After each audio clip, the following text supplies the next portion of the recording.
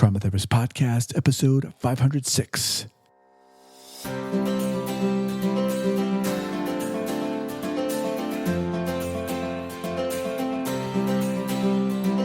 All right, guys, welcome to the Trauma Therapist Podcast. My name is Guy McPherson. My mission is to raise awareness of trauma and to support new trauma therapists just starting out on their trauma-informed journey. I do that through this podcast and my membership community, Trauma Therapist 2.0.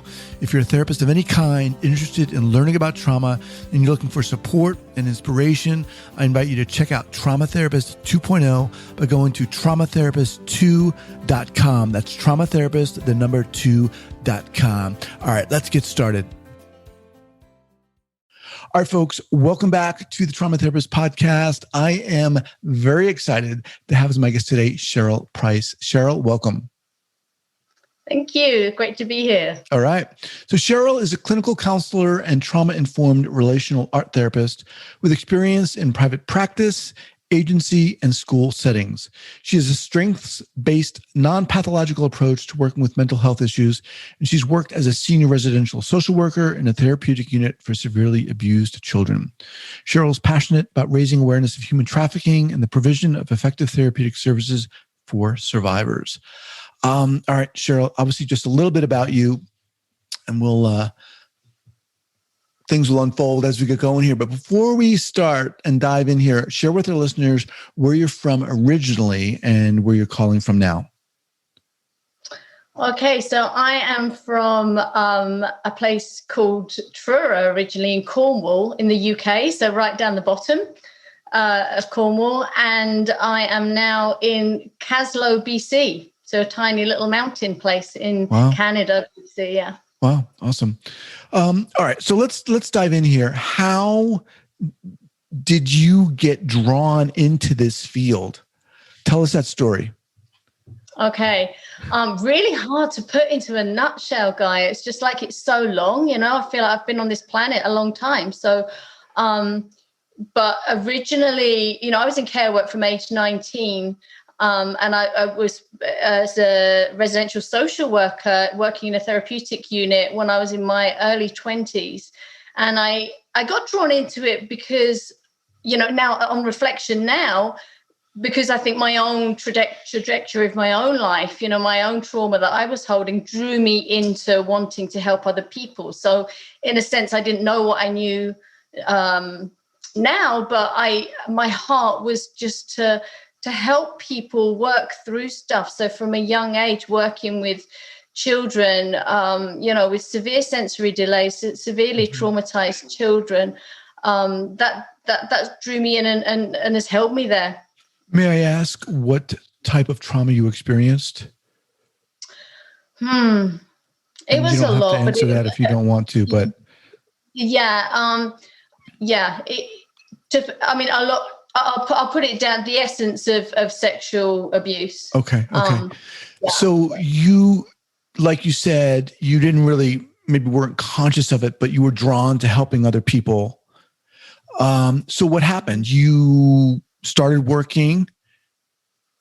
Yeah, I did. Yeah, I worked, for a long time in this therapeutic unit, and I trained as a counselor.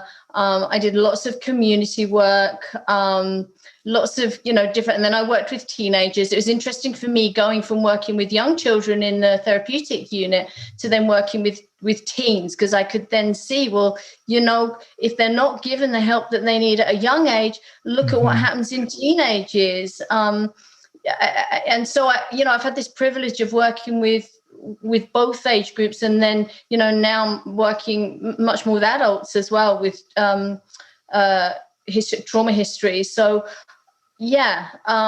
What was it like for you working at that young age, 19 or so, you know, not really being aware of what pulled you into it, and yet here you are working with individuals who've experienced trauma themselves. What was it like for you personally to deal with that? Well, I lived, and again, this was only something, you know, recently that's come into my, in working through my own trauma. where I was in a safe enough place to really be present. Back then, my coping strategy was dissociation, right? And so I was very much living this kind of fragmented life where I could have different hats on in different places. You know, I could be a mom, I can be a therapist, I can be, you know, and so it wasn't actually until I discovered internal family systems theory that things fell into place for me. And I was like, oh, that's what I've been doing my whole life. Like, I'm 50 now, and this is how I've done life. I could be this professional, and then I could be, you know, because I was crushing these parts of me that were desperate to have a voice, that needed healing. So, yeah, it's been quite a journey, quite a revelation for me, in that I held that for all. And I had, I was anorexic for 8 years, severely anorexic. I had OCD, real germ, which was, quite, for me going through this pandemic, it's just like, oh my goodness, this is how I lived for 8 years, again, 8 years of my life with this fear of germs. And now, in this pandemic, everyone's doing what I used to do all the time. Like constant hand washing and not touching people. And so I had my coping mechanisms to do what I did in my life, if that makes sense. It does, sure. So you were working at this agency initially. How did things unfold with you such that, you became conscious or more aware of maybe art therapy and or being trauma informed and what that meant and trauma? Yeah, that was a really big piece for me, because I didn't have any understanding, any rational understanding of trauma, of how trauma was held within the body. And once I started hearing about this, it made sense to me. I was just like, oh, this, even though in my 20s I'd worked with these children, I just hadn't pieced it all together. And so it was only when I was working with, so there's the big piece here with human trafficking. I had a client who was a survivor of sex trafficking, and I have her permission to speak about this. And I was just like,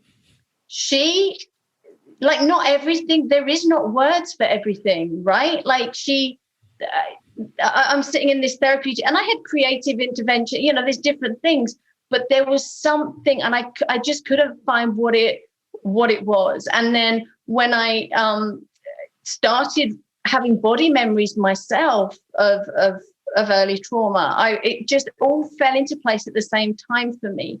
And so then I discovered, after working with her that's a whole story in itself, my relationship with her in that story. That's quite a huge piece. But what I discovered towards the end of our journey together, though we're collaborating now in a different way, was that she was an art, incredible, her art, and the art was a resource to her. And then, so looking back now, I'm like, if I had had the art therapy training back then, how different would it have been? Because some things do not have words. So then began my, my art therapy training, which was life transforming. So let me just kind of get a little more context here. So we started out mentioning your initial experience working with those kids when you were about 19. Now, when this art therapy became potent for you, how old were you at that point? Oh, this is recent. Okay. This is 2015 was when I started working with her. And so here we are now, 2020. I then found out about art therapy, did the program here in Canada, and found the missing piece I was looking for. And I had a really profound, it's like I needed to be in a different place, away from, in a different country, with a new life, before I could put the pieces together. And I had to learn from the inside out. And something happened for me personally when I suddenly started engaging with art materials, where these parts of me that I'd silenced for so long found a voice, right? And that's when I worked through my own trauma. So this is all very much, recent for me. Yeah. Well, this feels like the topic we should maybe highlight a little more. What do you think about that? Yeah, I'm good to, yeah. Okay. So what was it about art or art therapy that really resonated with you? It's the unconscious thing. I very much rationalize. I've done so much theory learning and, making sense of, and, very in my rational self, but the unconscious stuff it was so deeply buried. It was just so these, like I say, these parts of me that were wounded so long ago suddenly were just like finding a voice, or wanting to find a voice. So I had to work, I very much worked out this way within the art therapy training of my own process. And I very much, my passion is so much to help those that don't have a way of expressing, to find voice, but not to be dependent, so that they find the power within them. I mean, my process, very much my final project and my passion, and what I'm writing about right now, is my journey using the metaphor of the yellow brick road. And so I very much the symbolism within that, and of like Dorothy, in the story of the Wizard of Oz, that she had the power within her all along. She had the silver slippers, or the red shoes, as they put it in the Disney. And so I'm very much, that's what I found in my process, was that it empowered me to do my work and to find within me my inner wisdom, which really worked with the whole internal family systems theory that really captured me.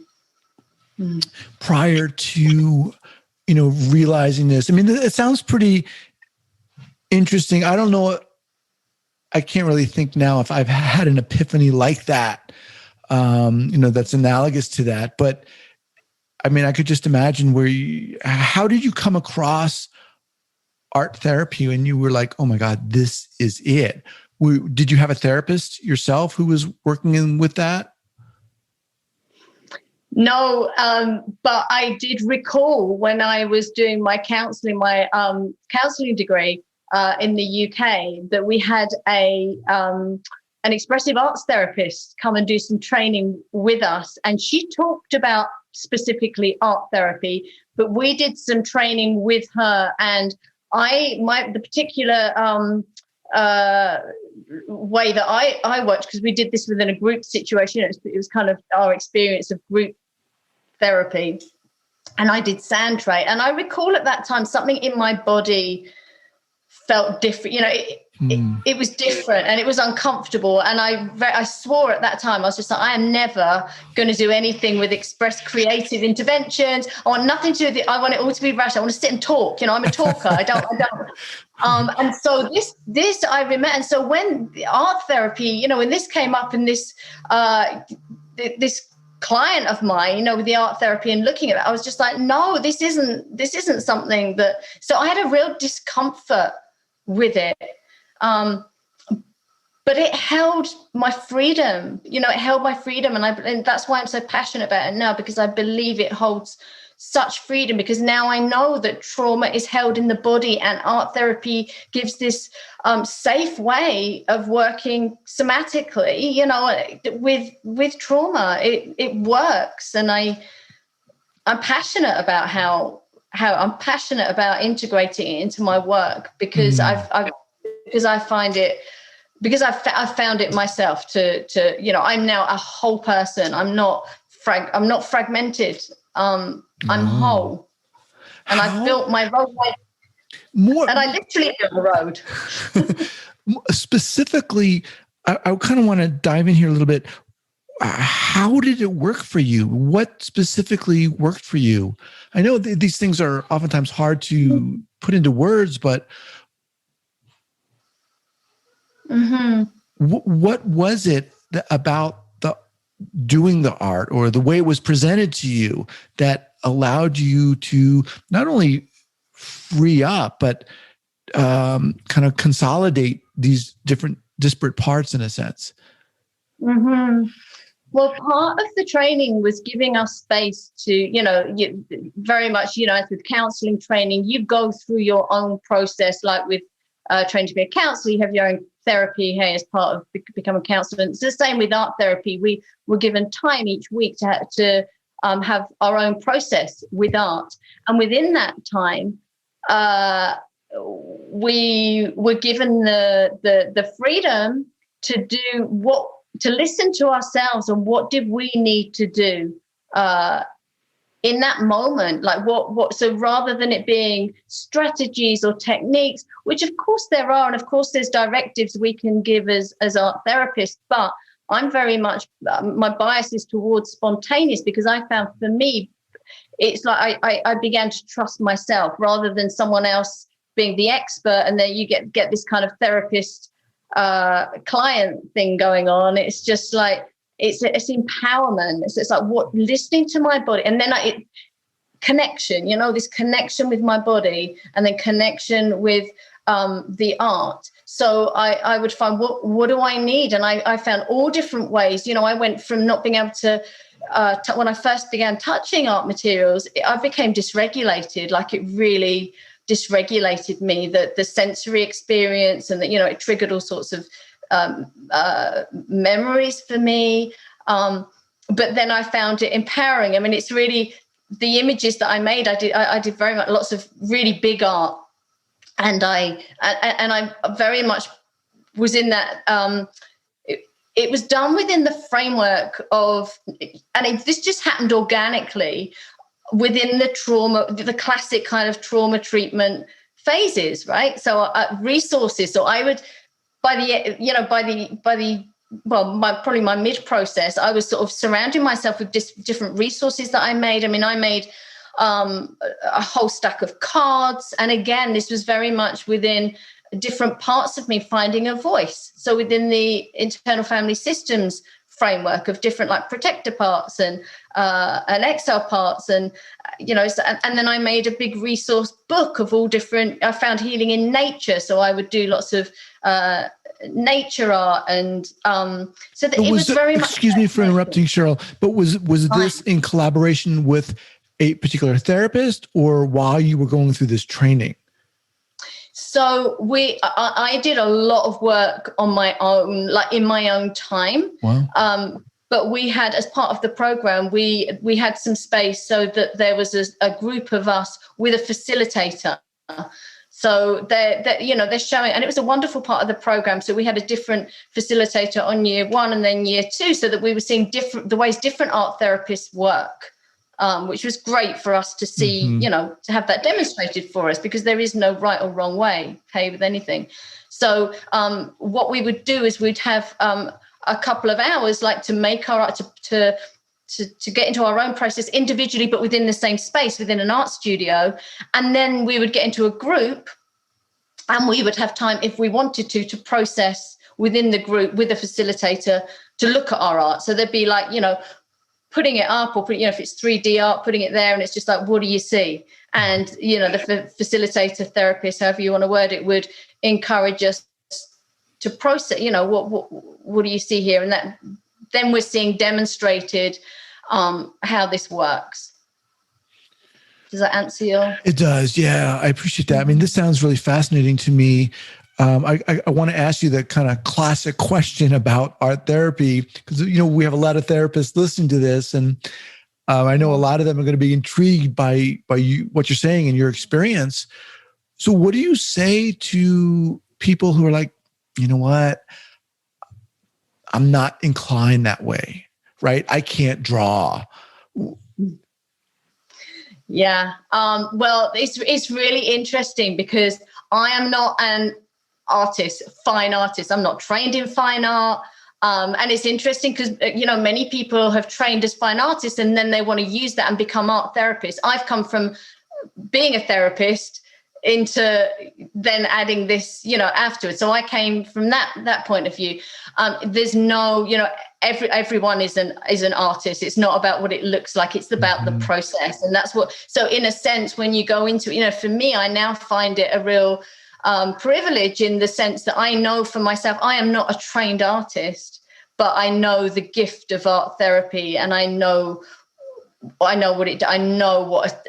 a safe way it is to process trauma. That it can be used as a resource and a way, of processing feelings. One of the things you said really kind of stuck out for me is that, when you first were introduced or started being exposed to art therapy, you dissociated. Mm-hmm. So, but here you are. So that talk a little bit about that. I mean, I think that's a kind of a takeaway here. Just because someone initially isn't ready doesn't mean they won't be ready for that or to be introduced to that. Yeah, absolutely. And this is where it's such a wonderful way of connecting, of connecting the pieces together of self. And art can be a way, art therapy provides a way of staying in the present, a safe way of staying in the present, of regulating, of, there's over and over, I did this, there's a thing with doing a lemniscate. Are you familiar with that? Where you do like a... What's it called? It's called the lemniscate. And it's the whole body can go into it. So, so I would have like big pieces of paper on the wall and get pastels, or you can do it with whatever. And it's like, so the same with like the left, like EMDR, I guess it's integrating the sides of the brain together, and it's regulating and it bringing back into the present.